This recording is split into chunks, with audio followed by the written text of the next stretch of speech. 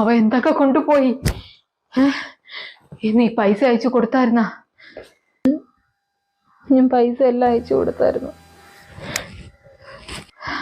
അതും അയച്ചു കൊടുത്ത? പിന്നെന്തൊക്കെ കൊണ്ടുപോയി അവൻ?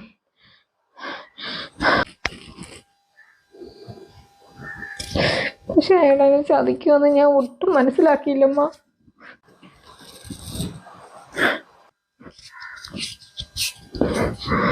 ഏതാണ്ട് 1 കോടി പുറത്ത്. 1 കോടിയോടി?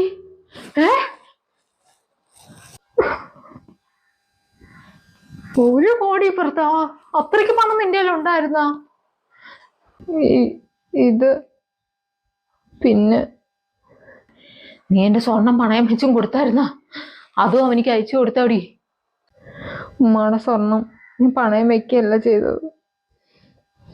ഞാനത്